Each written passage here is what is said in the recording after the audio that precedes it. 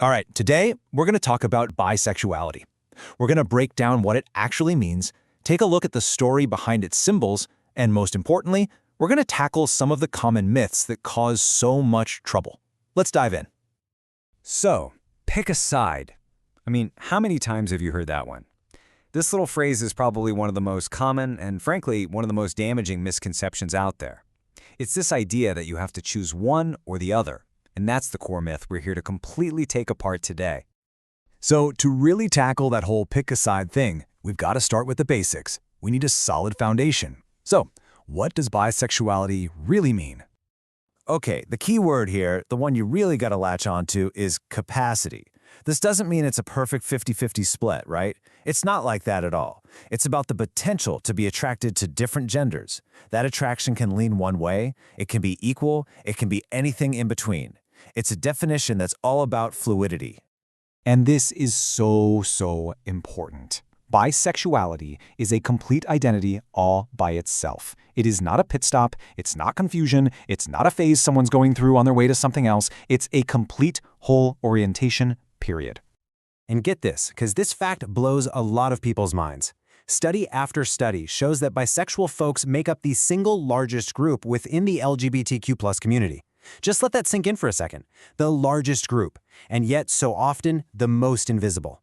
And that invisibility, that's exactly why symbols are such a huge deal.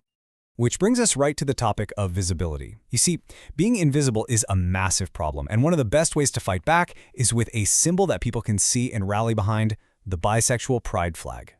So, let's rewind to 1998. A guy named Michael Page creates this flag, and he had a really clear goal.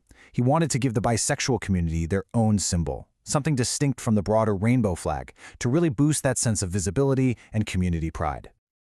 And the colors he chose, they're actually pretty brilliant, because they perfectly mirror the definition we just talked about. You've got the magenta, for attraction to the same gender. Then you have the blue, for attraction to different genders. And that purple stripe right in the middle?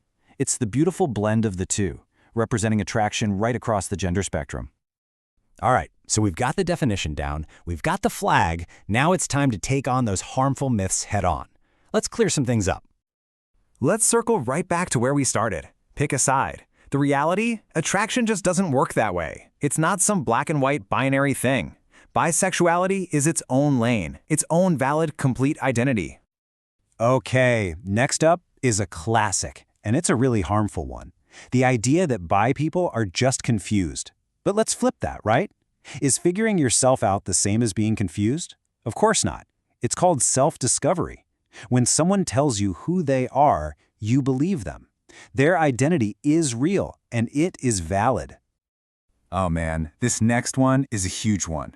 It's the myth that a person's bisexuality somehow disappears when they're in a relationship. Look, a person's orientation is part of who they are inside. It doesn't magically change depending on their partner. A bi person dating a woman is still bi. A bi person dating a man is still bi. It's that simple. So you might be thinking, okay, I get it, but why does all this matter so much?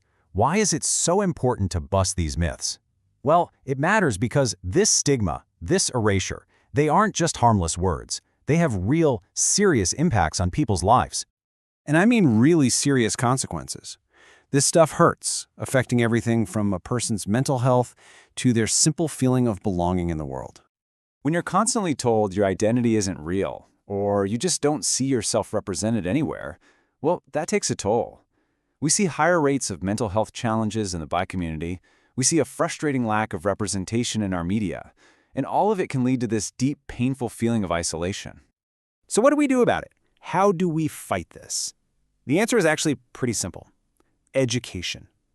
Learning this stuff and then sharing it, that is pride in action.